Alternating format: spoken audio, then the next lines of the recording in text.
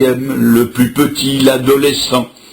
Et c'est de ce petit jeune homme que Dieu a fait un grand roi.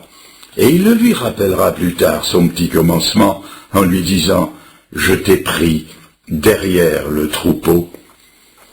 Moïse aussi était trop grand pour Dieu. Il avait été élevé à la cour du Pharaon dans toute la sagesse des Égyptiens. Il a dû tout recommencer, tout, en gardant les troupeaux d'un autre, ceux de son beau-père. Et nous aussi, nous sommes trop grands. Notre chair se croit trop grande. Notre moi est très important, trop important. C'est pourquoi Jésus dit, il faut que vous naissiez de nouveau. Il faut tout recommencer. Nous devons devenir des petits-enfants. Il a dit, si vous ne devenez comme des petits-enfants, et cela veut dire un petit commencement, vous n'entrerez point dans le royaume, ni dans le service de Dieu. Et quand Dieu voudra parler au prophète Élie pour le sortir de sa dépression, là encore, il se servira d'une petite chose. Dans le chapitre 19, on lit « L'Éternel passa ». Et devant l'Éternel, il y avait un vent fort et violent qui déchirait les montagnes et brisait les rochers. Mais l'Éternel n'était pas dans le vent. Et après le vent, ce fut un tremblement de terre. Et l'Éternel n'était pas dans le tremblement de terre. Et après le tremblement de terre, un feu. Et l'Éternel n'était pas dans le feu. Et après le feu, un murmure doux et léger. Et quand Élie l'entendit, il s'enveloppa le visage de son manteau. Ne vous l'ai-je pas dit l'année dernière à ce même endroit? Dieu veut que l'humilité habite dans tous les grands caractères.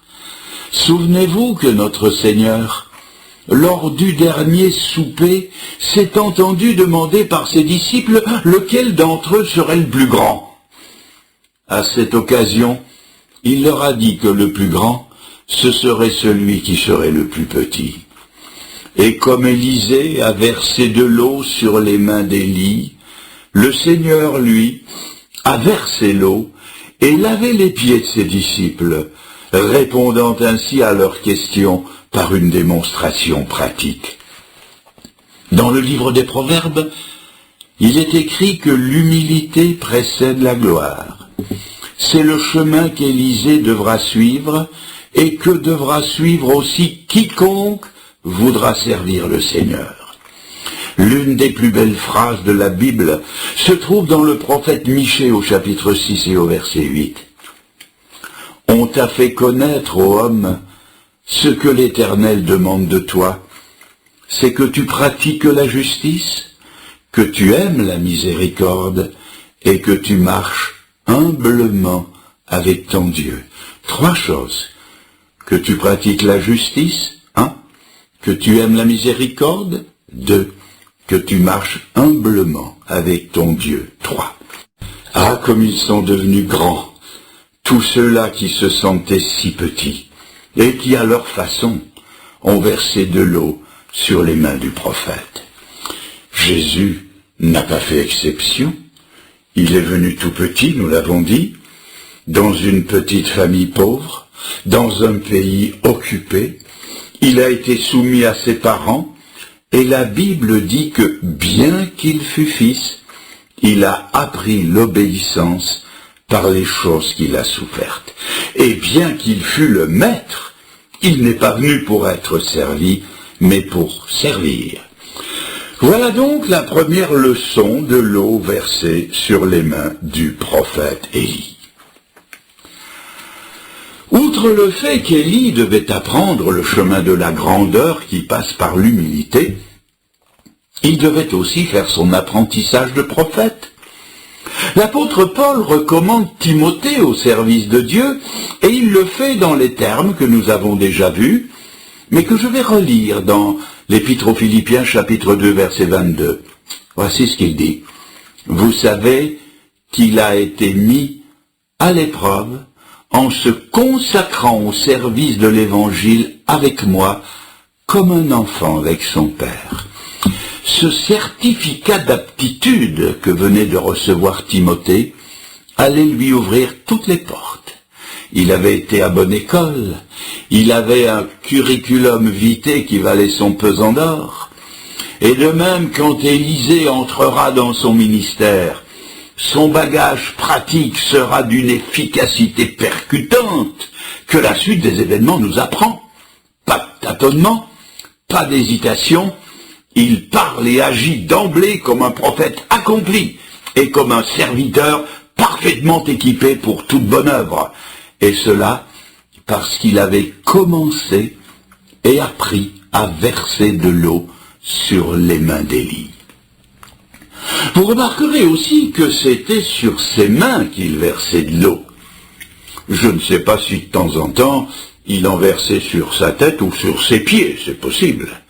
Mais c'est en rapport avec ses mains que le Saint-Esprit, qui est l'auteur de la parole de Dieu, nous rapporte la chose sur les mains du prophète Élie. Alors, pourquoi ses mains? Les mains du prophète devenaient l'objet de son observation et de son attention particulière. Ayant bien observé les mains du prophète, il savait maintenant ce qu'il devait faire avec les siennes. Chacun sait que, après la langue, les mains sont le plus grand moyen d'expression que nous possédions, à tel point que l'on dit des amis italiens, tanto è vero che, si on leur coupait les mains, ils ne pourraient plus parler. Il paraîtrait même, je ne l'ai pas vérifié, que la moitié des ramifications nerveuses du cerveau sont en rapport avec les mains. On peut faire et dire beaucoup de choses avec les mains. La main peut indiquer une direction. Elle peut indiquer un apaisement, ou donner un ordre, ou marquer une halte, ou préciser des chiffres, ou une invitation, ou une prière, ou une menace, ou une promesse, ou un niveau, ou une reddition, ou un avertissement, une négation, un dédain. 100 choses peuvent être dites avec les mains. C'est pourquoi le psaume 132, verset 2, dit « Comme les yeux de la servante sont sur les mains de sa maîtresse, ainsi, ô Éternel, nos yeux sont sur toi. » Cela faisait partie de l'apprentissage à discerner quelle était la volonté de son maître, et au-delà de la volonté de son maître, quelle était la volonté de Dieu.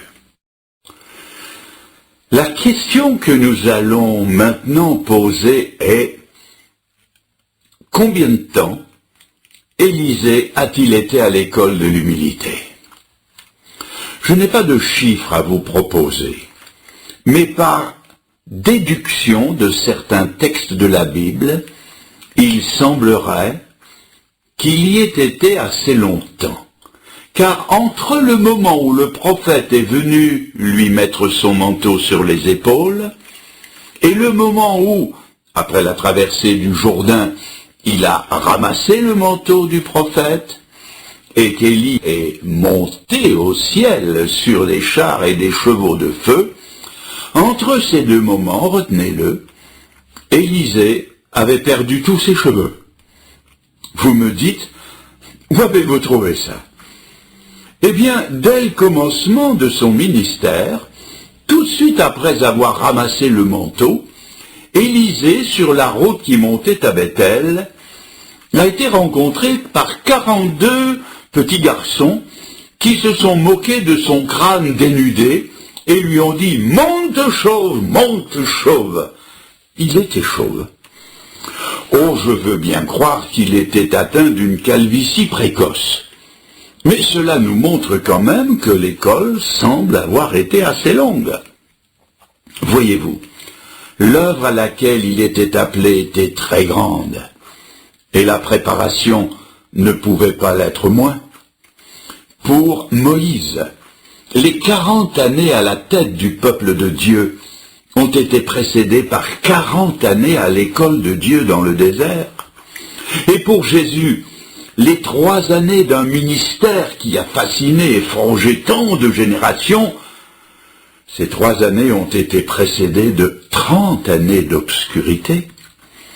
Quand je me suis converti au mois de juin 1947, dès le début, je me suis senti appelé à servir le Seigneur. Mais ce n'est que 6 longues années plus tard que mon ministère a commencé à être accrédité dans les milieux évangéliques. Avec le recul, ces 6 années me paraissent aujourd'hui peu de choses, mais à l'époque, elles étaient faites d'incertitudes, et cela leur donnait une longueur démesurée. C'est peut-être le sentiment de quelqu'un aujourd'hui, quelqu'un sur qui s'est posé le manteau du prophète, l'appel de Dieu, et qui depuis lors verse l'eau de la patience, de l'attente et de l'humilité, et qui le fait depuis si longtemps qu'il se demande si Dieu n'a pas oublié l'accomplissement de ses promesses. Élisée et d'autres avec lui se sont souvent posé la même question, mais il faut nous souvenir que les appels et les dons de Dieu sont sans repentance, et que dans l'Épître aux Philippiens, au chapitre 1er, verset 6, il est dit que la bonne œuvre qu'il a commencée en vous, il l'achèvera. Maintenant, je vais préciser un autre point important. L'appel qu'Élisée a reçu impliquait de sa part une décision, celle d'y répondre. Et l'appel qui vous est adressé ce matin implique de votre part une décision, car j'espère qu'au-delà de ma voix, vous avez entendu la voix de Dieu. Je suis resté dans les faits généraux. Je n'ai pas donné de précision. Il y a tant de possibilités de service que je ne pouvais pas m'étendre sur des appels précis et particuliers. Mais pour lui comme pour nous, il y avait nécessairement une décision à prendre. Il devait quitter le travail habituel qu'il aimait, auquel il avait donné des années de sa vie, travail qui comportait toutes les garanties d'avenir. Le prix qu'il avait à payer était à la mesure de son appel, et j'admets qu'il était grand. Il devait quitter son terroir, ses habitudes, ses amis, son confort, sa sécurité, sa position, ses parents, et qui sait, peut-être une douce fiancée avec laquelle il avait fait des projets d'avenir. Tout, s'il disait oui à Dieu, allait être bousculé d'un seul coup. Sans compter qu'on ne le comprendrait pas de s'engager dans une vie d'incertitude à laquelle rien ne l'avait préparé, pour suivre un homme d'apparence rugueuse, qui était aimé de quelques-uns, admiré de certains, craint d'un grand nombre et haï de la majorité. Quel prix à payer! Quelqu'un ce matin est peut-être face à une décision semblable. Quelqu'un qui a dit à Dieu, « Oui, Seigneur, je te servirai ». Dieu vous demande maintenant de prendre une position claire, sans équivoque, sans plus de tergiversation. À quelque assemblée ou église que vous apparteniez, à vous qui avez chanté ce chant des jeunes, « Je veux bien te suivre, Seigneur, je veux bien te suivre, mais pas maintenant. Je veux bien te suivre, mais attends. » Le Seigneur vous demande maintenant une prise de position nette, sans équivoque. Mes amis, les plus grandes destinées se sont souvent décidées dans un laps de temps très court. C'est Lévi, l'indélicat Lévi, à qui le Seigneur dit « Toi, suis-moi », et qui boucle ses coffres et qui en un instant suit le Seigneur. C'est Saul de Tarse, le futur apôtre Paul, abattu aux pieds de Jésus-Christ et qui dira « Seigneur, que veux-tu que je fasse ?»